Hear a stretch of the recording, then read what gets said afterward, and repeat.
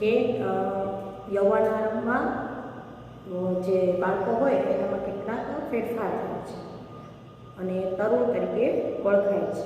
અને તરુણાવસ્થામાં કયા કયા ફેરફારો થતા જોવા મળે છે એનું પણ આપણે લિસ્ટ કરીએ. એમાં પહેલો ફેરફાર છે ઊંચાઈમાં વધારો.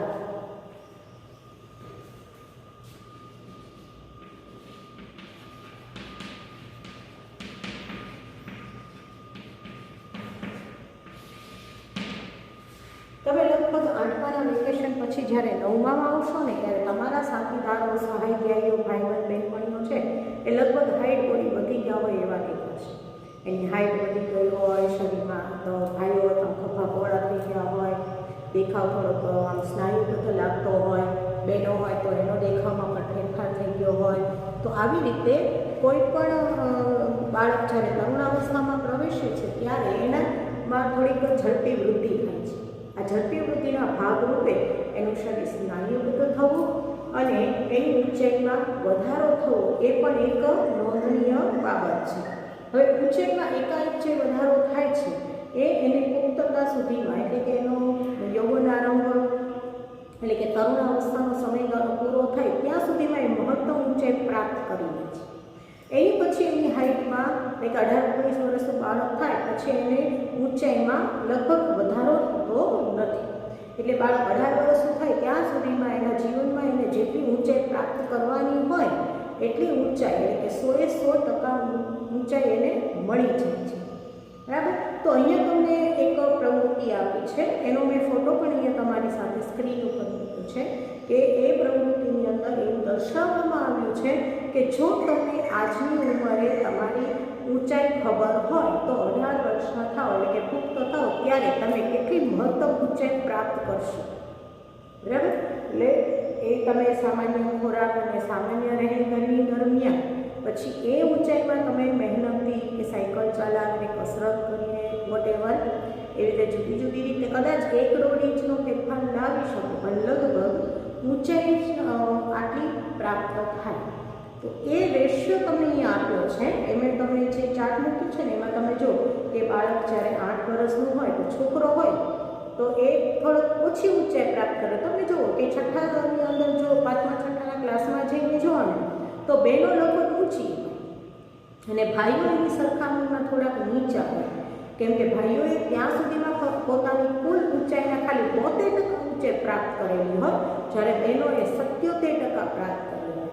પછી એ બાળક જ્યારે 9મા વર્ષમાં પ્રવેશે, 9મા વર્ષમાં પ્રવેશે એટલે એની એ લગભગ 4થા ધોરણમાં હોય તો ત્યારે ભાઈઓ પોતાની 75% ઊંચાઈ પ્રાપ્ત કરેલી હોય, જ્યારે બહેનોએ 81% ઊંચાઈ પ્રાપ્ત કરેલી હોય. પછી આગળ 10મા વર્ષમાં પ્રવેશે એટલે કે 5મા ધોરણમાં હોય ત્યારે લગભગ ભાઈઓની 78% ઊંચાઈ હોય, જ્યારે બહેનોની 84% ઊંચાઈ હોય. પછી 11મા વર્ષમાં 81% અને 88%. તમે જુઓ રેશિયો લગભગ સમાન જળવાઈ રહે છે. બહેનો છે હજુ આગળ છે. બરાબર. પછી 12મા વર્ષમાં પ્રવેશે ત્યારે ભાઈઓ છે એને 84%, બહેનોની 91%. જે 13મા વર્ષમાં પ્રવેશે એટલે તરુણાવસ્થાનો સમયગાળો શરૂ થાય એટલે ભાઈઓ છે એની ઊંચાઈની લગભગ 88% ઊંચાઈ પ્રાપ્ત કરેલી હોય, જ્યારે બહેનોએ એની ઊંચાઈની 95% ઊંચાઈ પ્રાપ્ત કરી લીધી હોય. હવે એને ખાલી 5% ઊંચાઈ વધવાની શક્યતા છે. પછી 14મા વર્ષે પ્રવેશે ત્યારે ભાઈઓ છે એની 92% એવું હોય, હજુ એ વધુ ઊંચા થઈ શકે, જ્યારે બહેનો છે એની 98%. 15મા વર્ષમાં પ્રવેશે ત્યારે ભાઈઓએ પોતાની 55% ઊંચાઈ પ્રાપ્ત કરેલી, એને જેટલા ઊંચા થવાનું હોય એની 55% ઊંચાઈ એને પ્રાપ્ત કરી લીધી હોય, જ્યારે બહેનોએ 99%. હવે જો 15થી આગળ તમે જુઓ ને તો બહેનોની ઊંચાઈ વધવાનો ક્રમ ઘટી જાય છે. બરાબર. શરૂઆતમાં બહેનો છે ઝડપથી વધે છે, જ્યારે 15 વર્ષનો સમયગાળો પાર કરે 14 વર્ષથી પછી તો એટલે 14 વર્ષ 15 વર્ષ એ દરમિયાન એની ઊંચાઈમાં ખૂબ નજીવો ફેરફાર આવે છે. થોડી ઘણી ઊંચાઈ વધે, માંડ 1-1.5 ઇંચનો ઊંચાઈનો વધારો જોવા મળે. 16મા વર્ષે ભાઈઓ 98% ઊંચાઈ પ્રાપ્ત કરી લે, જ્યારે બહેનો 99.5. 17મા વર્ષે ભાઈઓને હજુ ઊંચાઈ પ્રાપ્ત કરવાની શક્યતા છે, જ્યારે બહેનો છે એ પોતાની જેટલી ઊંચાઈ એને જીવનભર મળવાની હોય એટલી પ્રાપ્ત કરી લે છે. અને 18મા વર્ષે પછી ભાઈઓ પણ, છોકરાઓને પણ એની જે ઊંચાઈ હોય એટલી મળી જાય. હવે એની પછી ભાઈઓની હાઇટ વધવાનો કોઈ સ્કોપ રહેતો નથી. એટલે તમે 18 વર્ષ થાવ ત્યાં દરમિયાન તમે જેટલી ઊંચાઈ પ્રાપ્ત કરી શકવાના હોય એ મળી જાય છે. પછી હાઇટમાં વધારો થતો નથી. તો આજે તમારે જાણવું હોય કે તમે પૂર્ણ જ્યારે પુખ્ત થશો, 18 વર્ષના થશો, ત્યારે તમારી પૂર્ણ ઊંચાઈ કેટલી હશે. તો એનું અહીંયા તમને સૂત્ર પણ આપ્યું છે, એ જ કોષ્ટકની નીચે, કે પૂર્ણ ઊંચાઈ બરાબર સેન્ટીમીટરની અંદર છે. બધી ઊંચાઈઓ તમારે સેન્ટીમીટરની અંદર જ લખવાની છે, કે પૂર્ણ ઊંચાઈ બરાબર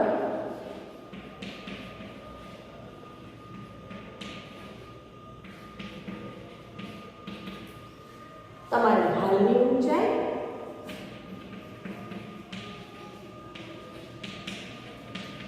આ ઊંચાઈ એ સેન્ટીમીટરમાં લખવાની છે, ઇંચમાં કે ફૂટમાં નથી લખવાની. એની નીચે લખ્યું છે વર્તમાન ઊંચાઈ એ પૂર્ણ ઊંચાઈના ટકા, એટલે કે ઉપરની જે ટકાવારી આપી છે એમાં તમે 8 વર્ષના હોય તો છોકરા હોય તો એ ટકા લખવાના, છોકરી હોય તો એ ટકા લખવાના. તમે કેટલા વર્ષના છો? લગભગ 8મામાં બાળક આવે ત્યારે 13 વર્ષનું હોય.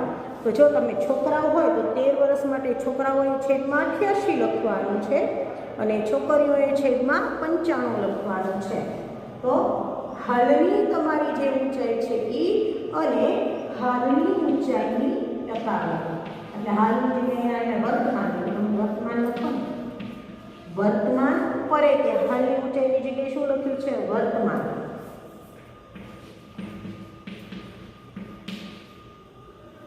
તો વર્તમાન ઉંમરે ઊંચાઈની ના ટકા એને ગુણ્યા 100. બરાબર, એને ગુણ્યા 100. તો જો તો અહીંયા એક ઉદાહરણ આપ્યું છે કે ભાઈ આ એક છોકરો છે, એની ઉંમર 9 વર્ષ છે અને એની ઊંચાઈ 120 વર્ષ છે. તો ઉપર એને લખ્યું છે 120. હવે 9 વર્ષે છોકરાની ટકાવારી કેટલી છે? તો કે 75. એટલે છેદમાં લખ્યું છે એને 75 અને એને ગુણ્યા 100. તો 25 તેરી 75, 25 ચોખ્ખું 100, 3 ચોખ્ખું 12 અને 0 ચોખ્ખું ચોખ્ખે 100, એટલે 160 સેન્ટીમીટર. તો એ 9 વર્ષનો છોકરો આજે 120 સેન્ટીમીટર ઊંચો હોય તો 18 વર્ષનો થાય ત્યારે એની ઊંચાઈ લગભગ 160 સેન્ટીમીટર થાય. તો આની જેમ તમે તમારી પોતાની અત્યારની ઊંચાઈને નોંધો, અત્યારનો તમારા વર્ષ છે એને અનુરૂપ અહીંયા આપેલા પુસ્તકમાંથી તમે એની ટકાવારી લખો, એને ગુણ્યા 100.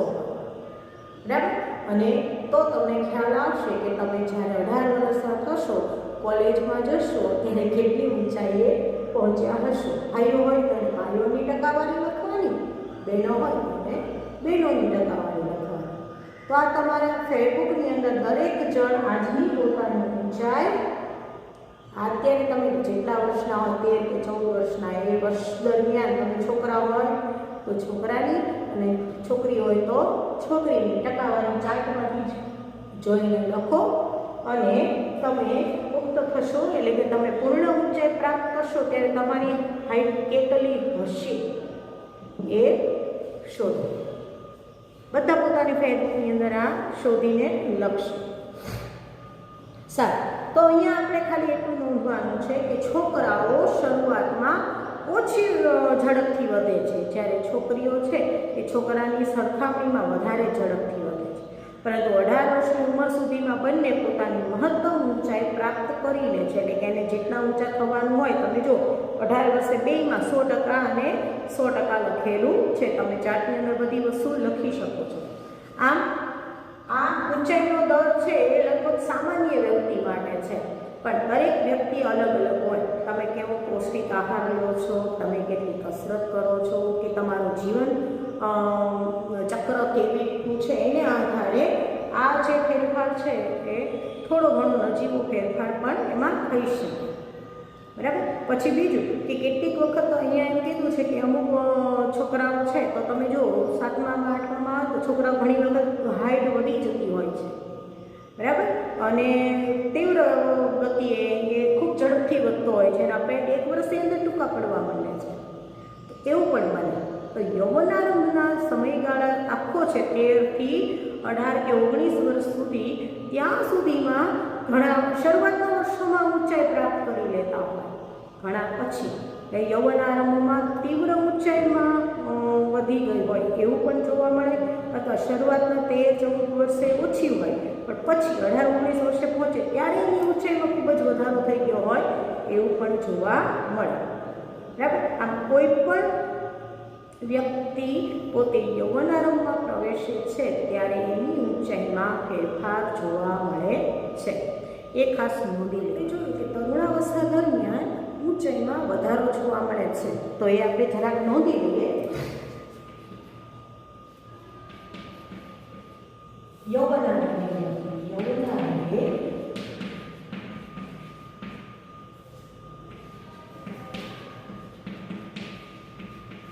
લાંબા હાડકાં તથા હાથ પગના હાડકાંની વૃદ્ધિ ઝડપથી થાય છે.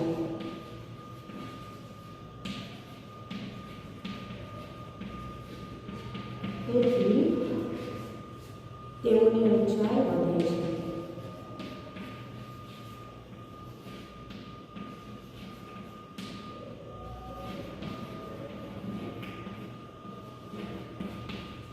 પછી બીજું આપણે નોંધ્યું એ પણ જોઈ લઈએ કે છોકરાઓની સરખામણીએ ઝડપથી વધે છે. શરૂઆતમાં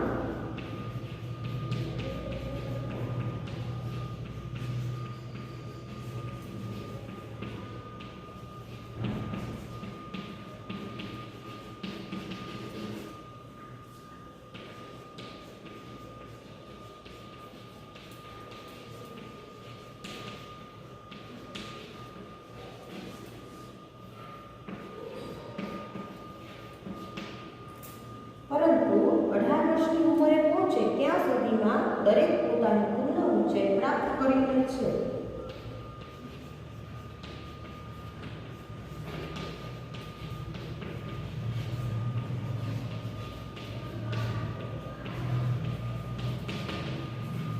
ત્યાં સુધીમાં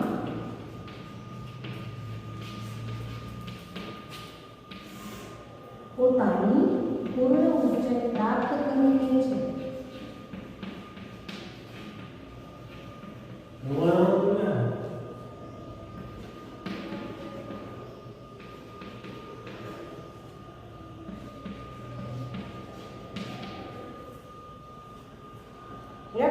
એટલે છોકરાઓ અને છોકરીઓ ભલે ઘણા તીવ્ર જો એ પણ આપણે જોઈએ, ઘણામાં તીવ્ર ગતિએ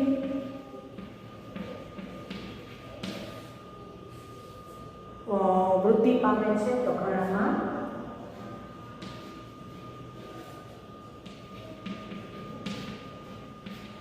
ઘણા ધીમી ગતિ.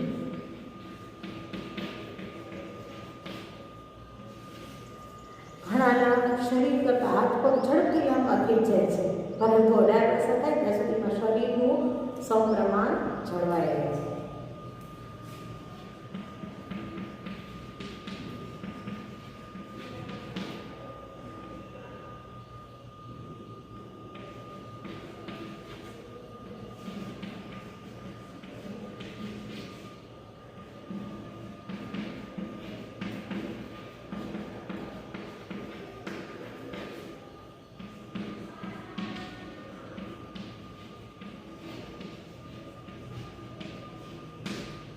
પરંતુ ધીરે ધીરે શરીર સમપ્રમાણતા જળવાઈ રહે છે, એટલે કે જે ઊંચાઈ મળવી જોઈએ ઊંચાઈ એ શરીરનું કદ જળવાઈ રહે છે.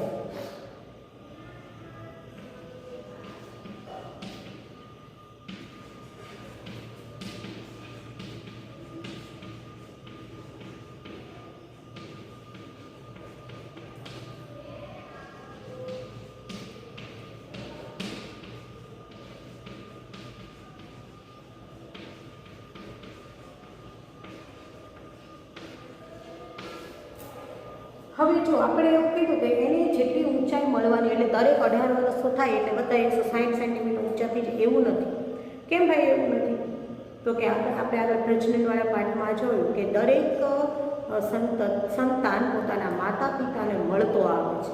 એટલે કે એના માતા પિતા કે એના કુટુંબની જેટલી ઊંચાઈ હોય, કેટલાક ઊંચા હોય તો એના બાળકો ઊંચા જોવા મળે, કેટલાક વામન હોય એટલે કે ઓછી ઊંચાઈ ધરાવતા હોય તો એના બાળકો ઓછી ઊંચાઈના જોવા મળે. એટલે 18 વર્ષ થાય એટલે બધા 160 સેન્ટીમીટર કે 180 સેન્ટીમીટર એમ એક જ સરખી ઊંચાઈ પ્રાપ્ત નથી કરતા.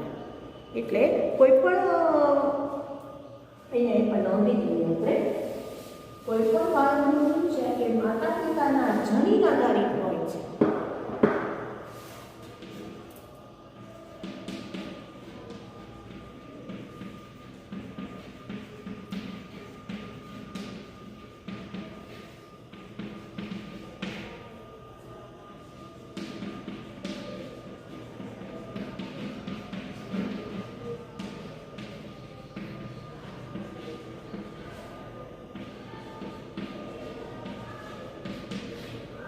બરાબર, પણ એને જેટલી ઊંચાઈ મળવાની હોય એના કેટલા ટકા, કોષ્ટકની અંદર જે ટકાવારી આપી છે એ એના જમીનના આધારે, એના માતા પિતાના આધારે એને જેટલી ઊંચાઈ મળવાની હોય એના આટલા ટકા. એટલે તમને જે અમે પહેલાં પુસ્તક આપ્યું, તમારા પુસ્તકના પાના નંબર 114માં એ પુસ્તક છે.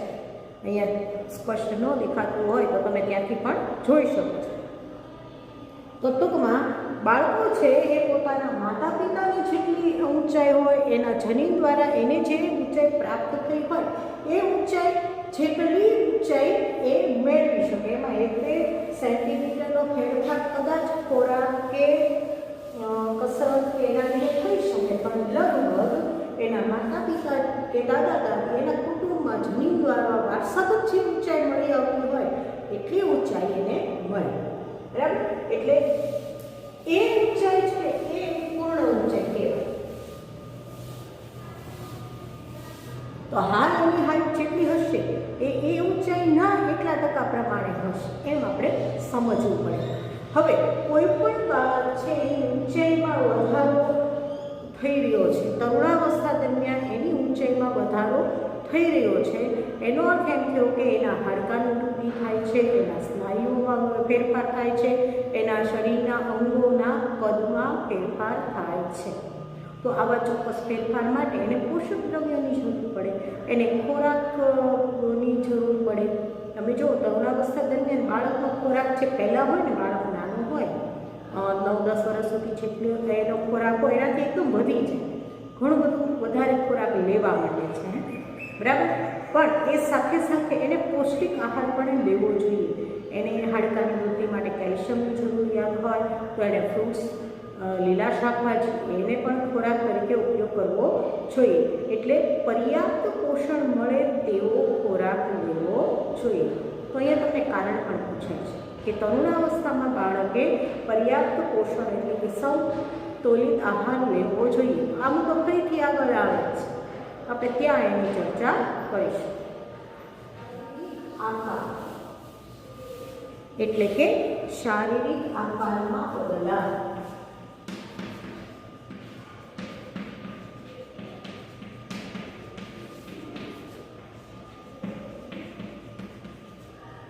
તો યૌવનાવસ્થા દરમિયાન છોકરાઓ છે એના સ્નાયુઓનો વિકાસનો દર છોકરીઓની સરખામણીમાં વધુ હોય છે. એટલે છોકરાઓ છે એના સ્નાયુનો વિકાસ થાય છે, એના ખભા પહોળા થાય છે. બરાબર, એનો દેખાવ થોડો પડછંદ થતો જાય છે. જ્યારે છોકરીઓ છે એનો સ્નાયુનો વિકાસ એટલો બધો નથી થતો, પરંતુ એના જે કમરનો ભાગ છે, કમરની નીચેનો ભાગ છે એનો વિકાસ થતો હોય છે. એટલે શરીરમાં આકાર બદલાઈ જાય. એટલે છોકરાઓ અને છોકરીઓના શારીરિક દેખાવમાં અલગ અલગ ફેરફાર આવે છે. એ જરાક નોંધી લઈએ કે છોકરાઓમાં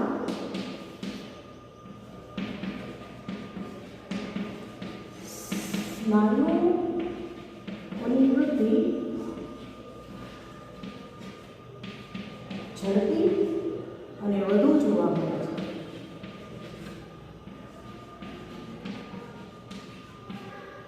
તેઓના ખભા પહોળા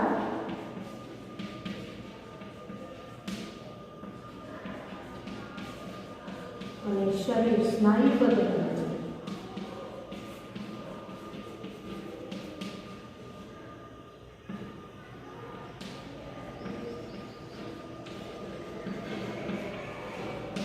છોકરીઓમાં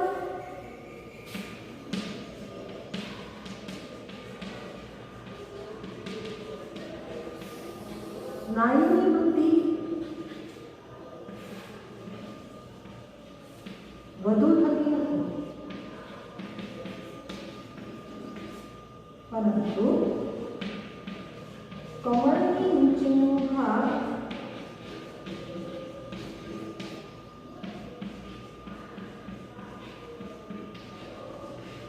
વૃદ્ધિ જોવા મળે.